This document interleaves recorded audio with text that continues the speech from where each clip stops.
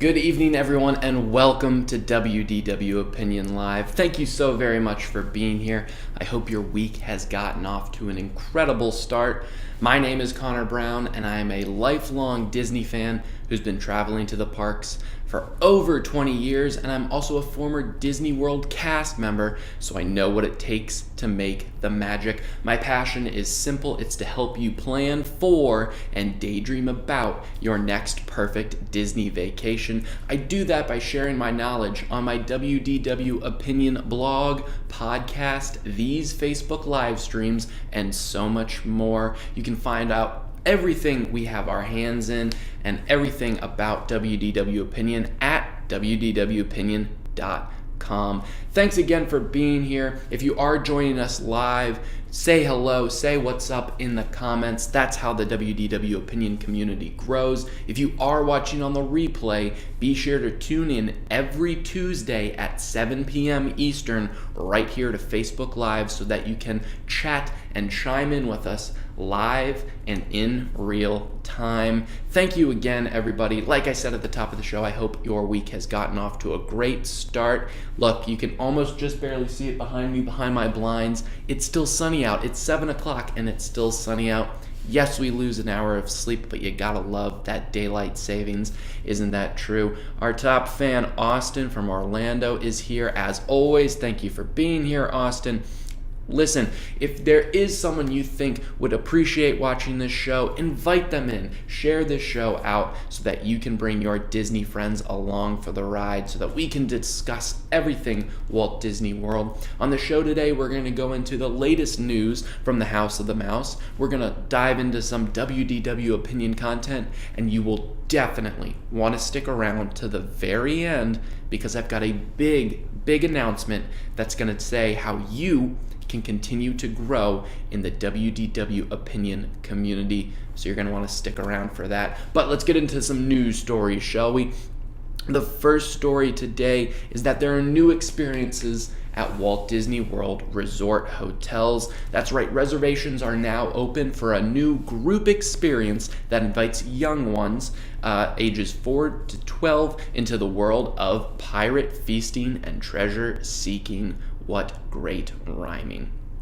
So basically what this is the new Captain Hook's pirate crew at Disney's Beach Club Resort teaches youngsters the pirate's way and then lets them follow clues while also going on a hidden treasure scavenger hunt.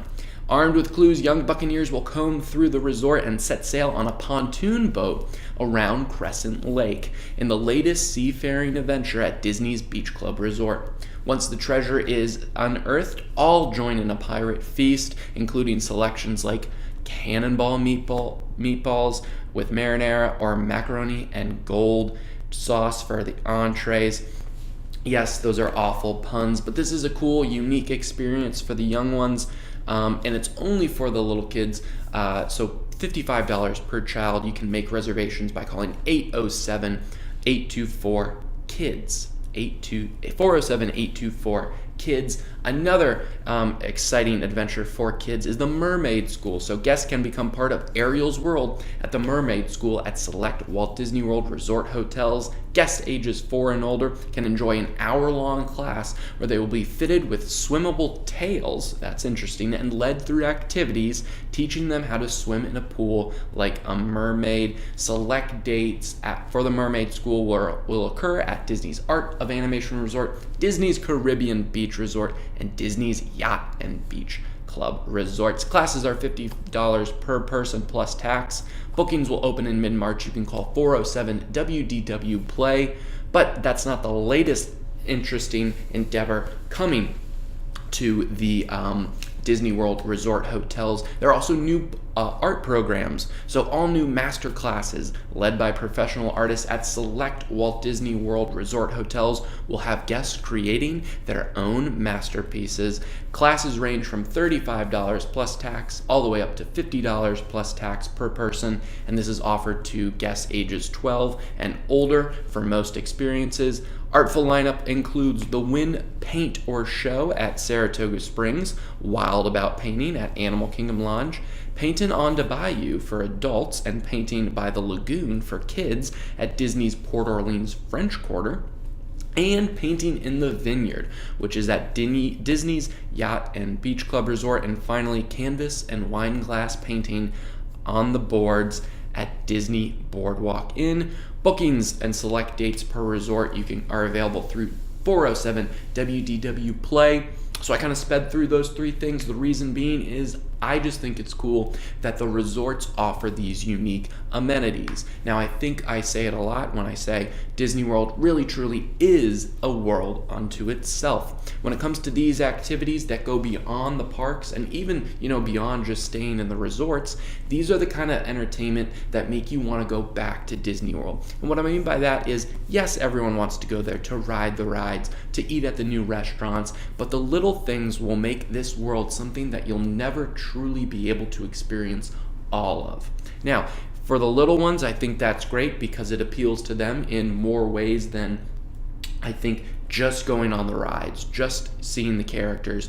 There are unique opportunities that they can't experience anywhere else in the world, like going on a ship or on a boat, I should say, with Captain Hook, becoming a pirate, searching for buried treasure. I think that's very interesting. And of course, those little kid activities means the adults can go do something else, whether it's have a meal, go to the pool by themselves, relax. Yes, it is a family vacation, but I think more so this is about, being on vacation. So much of the time people go to Disney World and it's just go, go, go, go, go.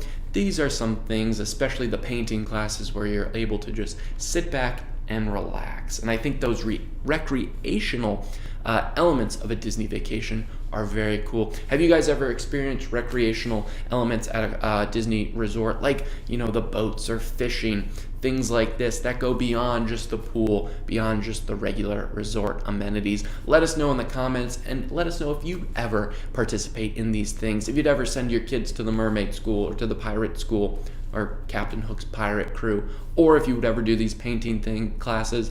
I might do a painting class, when it says canvas with wine glass pairing, I'm all about that. Painting on the boards, you can only assume that it's going to be on the boardwalk itself. I think that'd be very cool. And Disney's going to do it right. They're going to bring in talented artists, talented instructors to kind of coast you through this whole sequence of events. I think all three of these things are very cool, just part of the experiences at Disney World that go beyond the parks.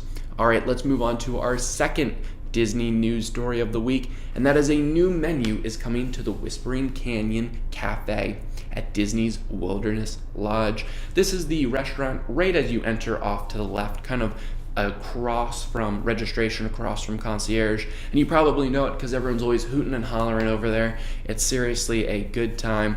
Food there is not bad. It's gotten pretty expensive, I will say that. But I think with Artist Point down the way, which is now, Storybook Dining, I think this has really become just a full frontal family affair, as opposed to, at least that's what it used to be.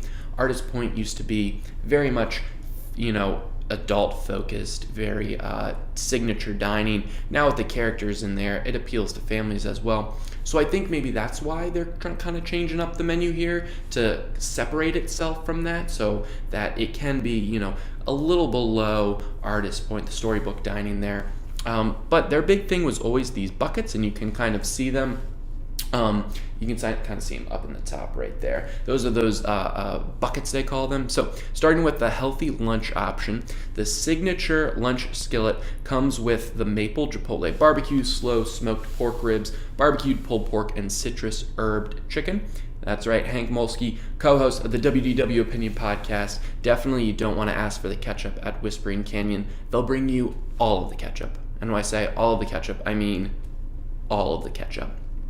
Some other offerings that they are bringing around. On the dinner menu, you can try the traditional dinner skillet, which is with oak smoked mustard barbecue beef brisket, maple chipotle barbecue pork ribs, slow smoked pulled pork, citrus herb chicken, and you can also pig out on the pig dinner skillet, which is basically all pig, related products: braised pork belly, pork ribs, pulled pork, and mustard barbecue piggy wings Both of these skillets come with Western style sausage as well. Seafarers can try the land and the sea dinner skillet, which comes with house smoked salmon, citrus herb chicken, vegan sausage, and charbroiled portobello mushrooms. And then you can also feast on the vegan dinner skillet as well.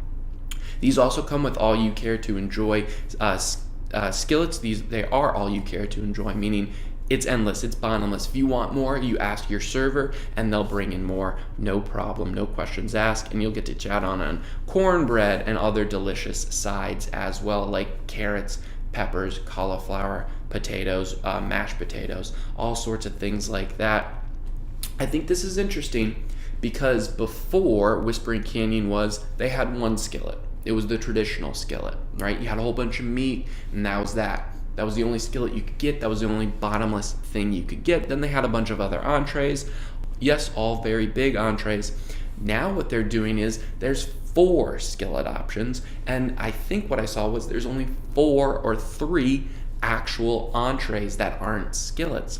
What does that mean for Disney? Yes, you get a ton of more food in an all-you-care-to-enjoy skillet, but that also means you're going to have to pony up a pretty penny. I think this is Disney saying this is what this restaurant is going to be. It's going to be the place where you can basically have a buffet style meal at Wilderness Lodge.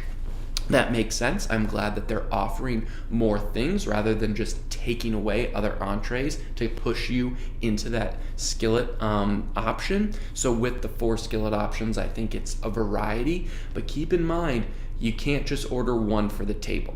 If 2 people are going to eat the skillet, they both have to buy one, and it's $33 per person. It's pretty expensive. Character meals, of course, are more, and buffets elsewhere are definitely more as well. I think this is interesting just because Disney's just changing it up for whatever reason. Maybe there's poor performance, maybe they got poor reviews.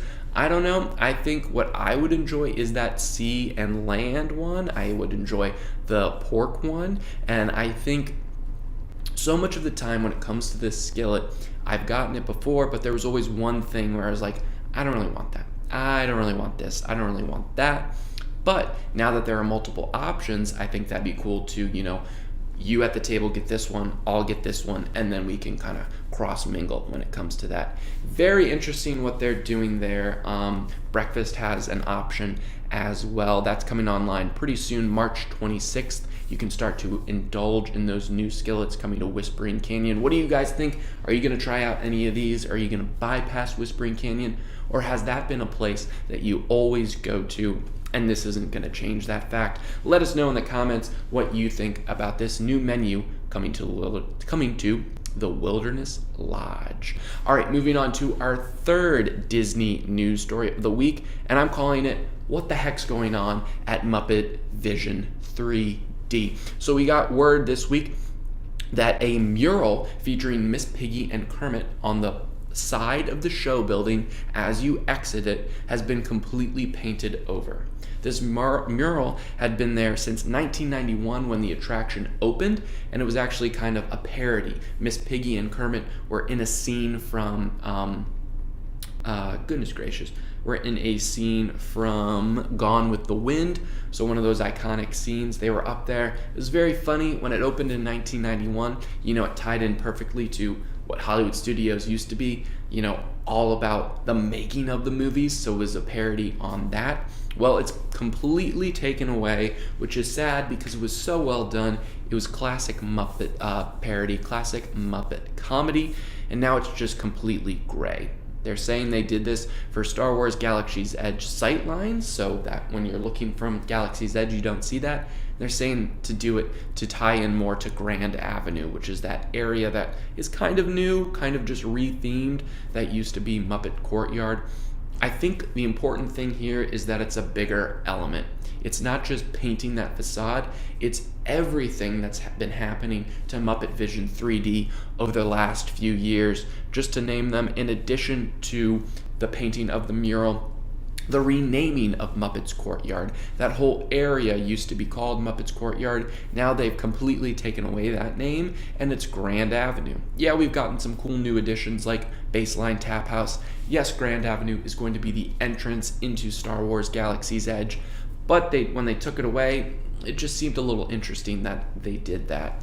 Joanne Hardy is coming all the way from the UK, and she just got back from Disney on Sunday. Thanks, Joanne, for being here. I think you were celebrating a wedding, if I remember you commenting on one of our posts, or maybe that's coming up later. Let us know how your Disney trip went, and we're happy to have you here as well. So other changes that have gone on with the Muppets, the constant change to the Miss Piggy water fountain. One day it'll be there, one day it'll be boxed over with topiaries, one day it just won't be working. So that's always been kind of tinkering, and people have always said, maybe it's going away, maybe it's not. Who really knows? Pizza Rizzo opened, even though they changed it from Muppets Courtyard.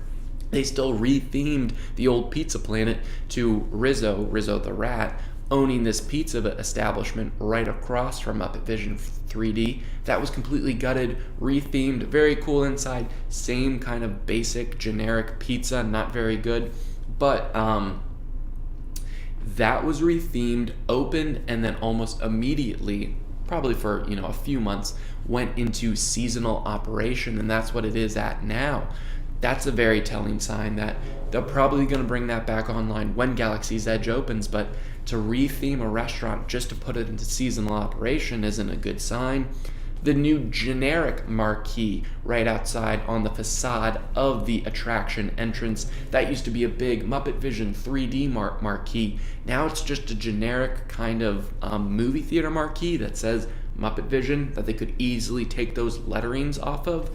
That's an interesting thing as well. Joanne is saying she's getting her daughter, I believe, is getting married in September, but she had a fabulous time on this Disney trip. That's awesome to hear, Joanne. So glad your trip went well, and so glad you have another one planned soonish coming up in September. A couple other things that have happened to the MuppetVision 3D in that area. There's less operating hours for that attraction, so they have operating hours that a lot of the times aren't the park operating hours. That's to reduce staffing, that's to reduce people going into that area. Very interesting. The very beginning, they had a Kermit balloon, hot air balloon, all the way up on the top. You could see that all over from the park. That got taken away a couple years ago. And then the removal of almost all Muppet merchandise from Stage 1 company store. This is the merchandise store that when you exit MuppetVision 3D, you go down the little path, and right to the left, that used to be almost exclusively Muppet merchandise. And it pains me that there's almost no Muppet merch in there, because if you go in and you look to the left, it's actually themed to the Muppet, the show, what is it called? The Muppet Show, like the old Muppet Show from the 70s. So you could see like it was the backstage area where all the dressing rooms were. It's very, very well themed. It's a very cool store, but to have it themed to the Muppets and then not have any merch in there, it's just surprising as well. Joanne says she had a great time. Holiday blues, I hear you, and that she's actually looking forward to the opening of Star Wars Galaxy's Edge, which will be there in September. And Aaron Sheehy-Molsky is here as well. Thank you for being here, Aaron. Always happy to see you. So, I think we have all of these things going on at MuppetVision 3D. What does that mean? Doesn't mean it's going to go away. Doesn't mean, the writing is on the wall for this attraction.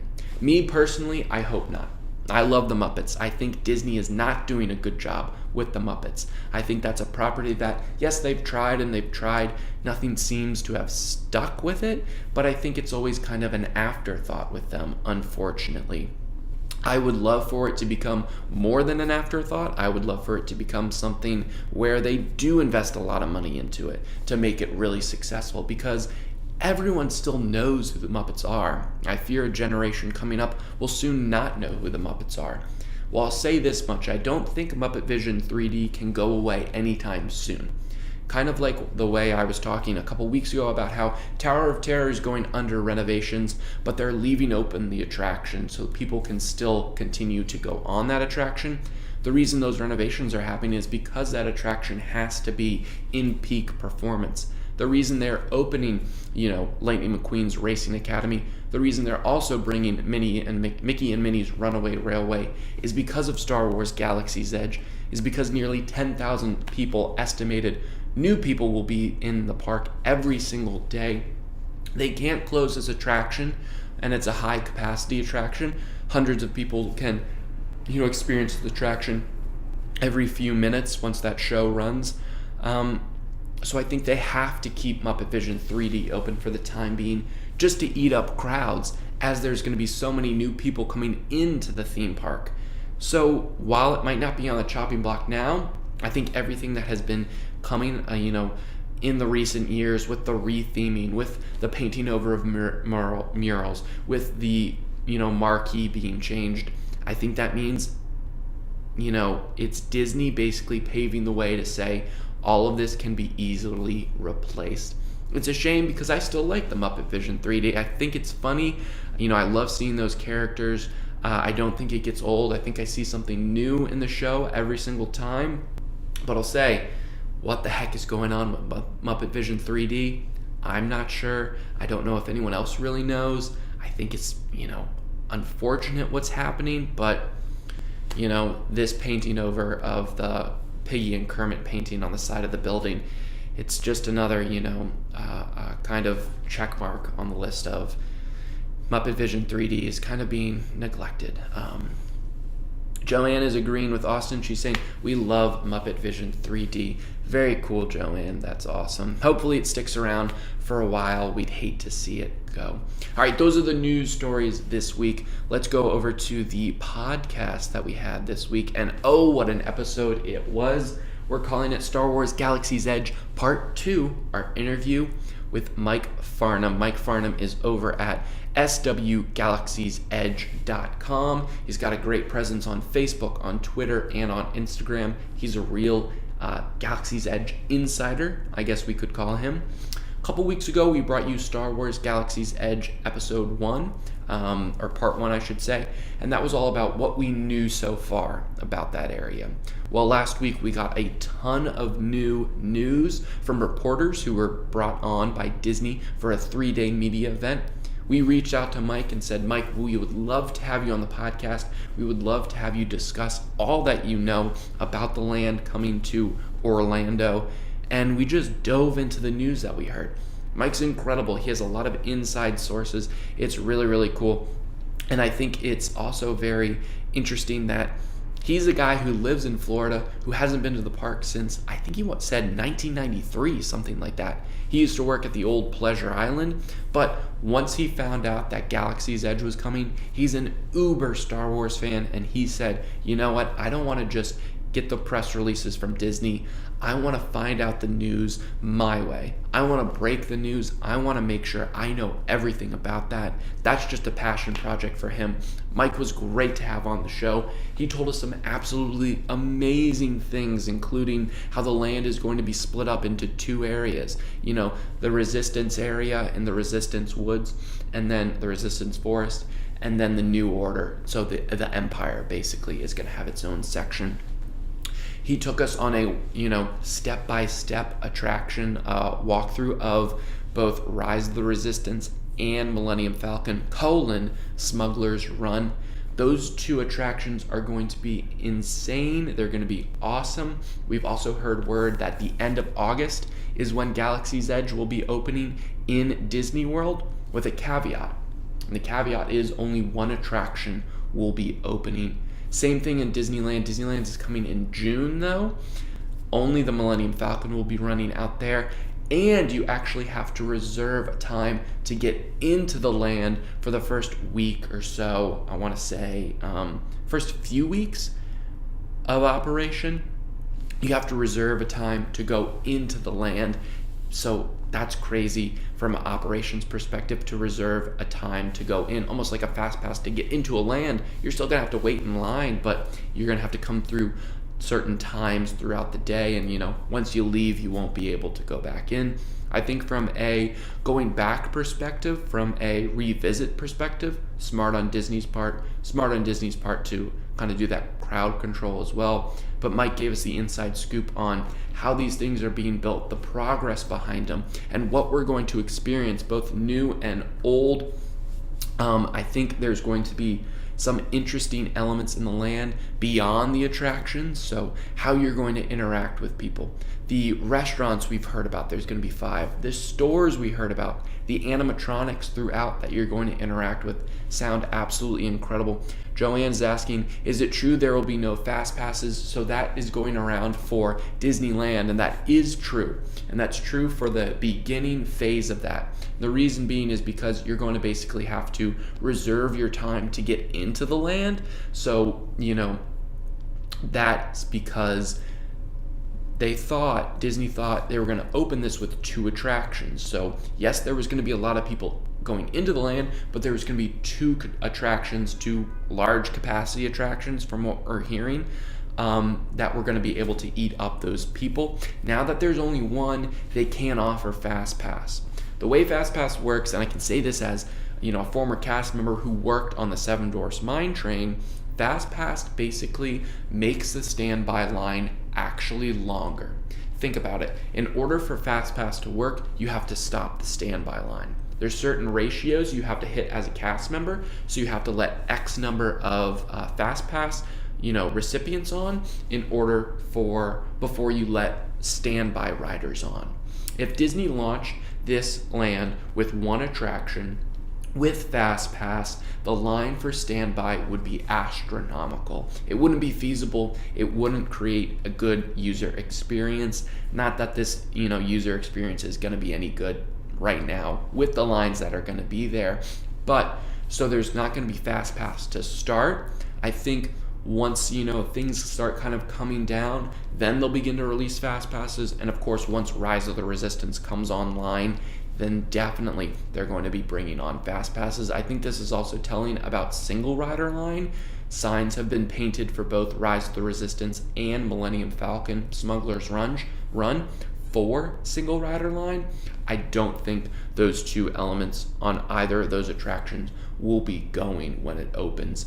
They haven't really announced yet what they're doing in Disney World when it comes to Fast Passes, because what they're doing is wait and see. Now you're going to see how this affects Disneyland. They're going to see what the crowd capacity is. They're going to see from an operation standpoint what works well and what doesn't. And then they're going to release that information. And then they're going to say, okay, we are doing land reservations. Okay, we are not offering Fast Pass. Or maybe we are offering Fast Pass. So I think Rise of the Resistance is also being delayed. The reason being is it's so complex. What we're hearing is you're going to board a transport vehicle. That vehicle is going to kind of take you through to a Star Destroyer base. You're going to walk through the line, and that actual thing, walking through the line, is going to be part of the attraction itself, and then you're going to get into a vehicle and go through there. The show elements are incredible. The scene and the set design is incredible, but because of that, it seems like there's a lot of setbacks. Makes sense because most of the technology they're using is new, and those 3 elements together have never been combined in a Disney attraction, or really in any attraction around the world. Joanne, yeah, absolutely, it is going to be huge, both in size and how many people are there, in the attraction size and time. If you compare, the walkable area of Galaxy's Edge to the walkable area of Pandora. Pandora is something like 4.8 acres. This is 14 acres. 14 acres that you're going to be able to experience. A lot of, elements that you won't be able to get to, but it's on a much bigger scale. And we're also hearing that there's one instance in the Rise of the Resistance attraction where you get off your transport vehicle right before you go to a holding cell. You see basically that, Star Destroyer entrance where they have all the ships docked. That room alone, they're saying, is going to be the size of the Pirates of the Caribbean show building. Think about that. You're going to be standing in a the Pirates of the Caribbean show building. That's how massive that area is going to be. Pirates is a big ride. It lasts very long. There's a lot of elements in it. It's a big show scene, big set design. There's a pirate ship in there. There's incredible elements to this ride. Joanne says it perfectly. Wow. What else can you say about this other than wow? There's so much going into it. It's going to be incredible, but I think it's also going to be very, very chaotic for sure. And Disney hasn't even announced what they're going to do for people wanting to get in line, the night before, hours and hours and hours before the park opens, before opening day. It's going to be completely revolutionary. It's going to change the way we experience theme parks. You're definitely going to want to tune into the podcast. Mike has been an incredible guest. He's been an incredible partner now, I would say, even, sharing new details with us. We're promoting him as well. He is awesome. Definitely check him out at swgalaxiesedge.com. There you can join his Facebook page and learn about all the inside, rumors, all the inside news that he's uncovered. If you haven't heard the podcast, you're definitely going to want to listen into, and this is a great episode to start, WDWopinion.com/episode 33. And Henry's saying it, Joanne, you got it. You got great insight, and you got to listen to that pod. You got to listen to that pod. We have so much more interesting details about Star Wars Galaxy's Edge. All right, so that's it for Disney content. I do, however, want to announce a big WDW opinion announcement. So when I started this, WDW opinion, I think one of the things that I didn't understand what was going to happen is the community that forms, like the people here who are watching us live, like the people on our Facebook page who are commenting, who are sharing, who are engaging with each other, the people who reach out to us for the podcast saying the podcast is great. Thank you for doing this. Here's X, Y, and Z. Can you help me out?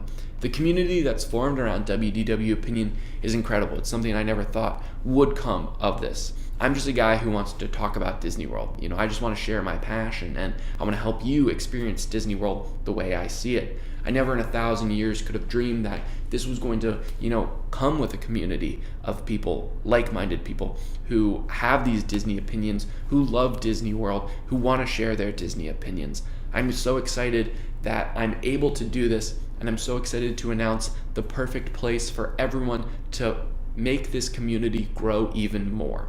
Our Facebook page and everything, it's a lot of us posting content, right? And then you commenting. Here it's I do this live show and then you comment. It's great that you're able to interact with each other in the comments, but what if you could interact with each other 24/7? What if you didn't have to show up for the live stream? Of course you're gonna show up for the live stream because you're part of this community and you love chatting with it and I love seeing you. But what if there was something else you could do? You could go to your community no matter the time or day. Well, we have just that for you. It's our new Facebook group, WDW Opinioneers. This is the place where you will drive the WDW opinion conversation. Well, you will share your Disney insight, your Disney opinions, your Disney stories, whatever it may be. And this is where you can interact with people from around the world. Take Joanne. Joanne is from UK and she's happy to be here.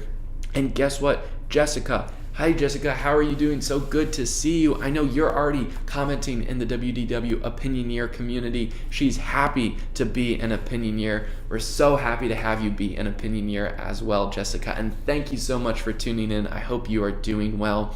When it comes to Opinioneers, what is an Opinioneer? You're an Opinioneer. Of course, you're a person who has a Disney opinion, who wants to share that Disney opinion. We're all WDW Opinioneers. I took the word opinion and I mashed it up with Mouseketeer so that it takes opinions, it takes our love of Disney and it puts us together. We're all Disney Opinioneers. And if you head over to wdwopinion.com/opinioneers, you can join our community so where we can chat, where we can, discuss, and where we can form bonds and friendships over this thing that we love so much.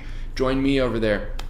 Join Jessica over there. Nestor has just showed up. Nestor, how you doing? I'm doing great, my man. Thank you so very much for being here. It's good to see you. Nestor, you got to join the WDW Opinioneers community as well. we'll be able to chat over there. So Nestor, go over to wdwopinion.com/opinioneers. Guys, this is something I've been wanting to do for so very long. I was actually really happy when the name Opinioneers came to me. I do want to give us, kind of like a calling card. I think it's kind of like Sharks and Jets, so cool how we're going to be able to refer to each other. Are you a fellow Opinioneer? Of course you are.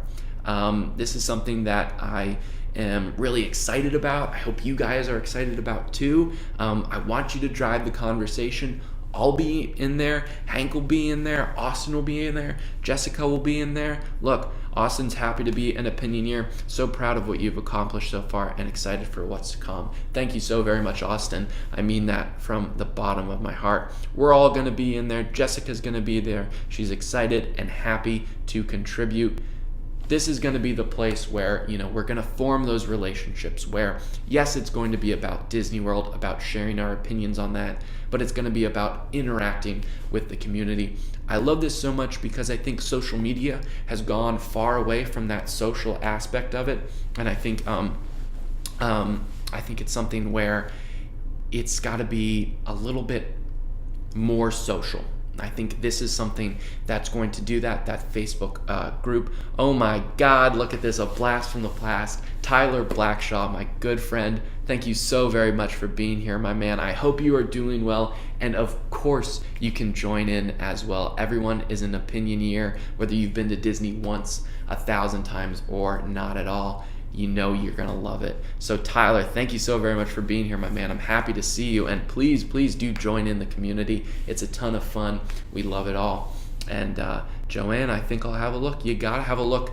We love hearing your comments, your feedbacks over on our Facebook posts on our page. Now we want to hear your feedbacks, your posts in real time as well. Hank is excited to see Tyler too. Sweet. That's awesome. Nothing RA related. As you can tell, he's an old friend from college. All right, guys, I think that's going to do it for me this week. If you have any questions about what it means to be an Opinioneer, if you have any questions about what it means to join the Facebook group, you can send an email my way at Conor, that's CONOR, at WDWopinion.com. If you just want to share a Disney story with us, if you just want to, share a Disney question with us, if I can help you in any way possible, remember, my passion is to help you plan for and daydream about that next perfect Disney vacation. I am here to help. Send your emails my way. Go on, of course, and check out all of our other social media pages at WDW Opinion on Instagram, on YouTube, and on Twitter. And sign up for our weekly Disney newsletter over at WDWopinion.com. There you'll get all of our content delivered right to your inbox every single week. And if you sign up for it now, you'll also get a free Disney trip planning checklist. That's WDWopinion.com/subscribe. But right now, before you go off Facebook, of course, go join the WDW Opinioneers community. I'm going to post a couple posts in there tonight, see what you guys are thinking about a couple topics, a couple things we might have in mind for the show. That's going to be a great place to workshop that. But like I said, that's going to do it for me this week. Thank you all so very much for tuning in. It really does mean the world to me. It means the world to start this WDW Opinioneer community. I'm so excited where it's taken me, and I'm so excited where it's going to take all of us in the future. Thank you so very much for tuning in. Be sure to be back here next week, 7 p.m. Eastern, Tuesdays. Every Tuesday, we are on Facebook Live. Again, everyone, I hope you have the very best week possible. And until we see, and until next week, until I see you maybe in the WDW Opinion community, Opinioneer community, well, just have a great week, and I'll see you real soon.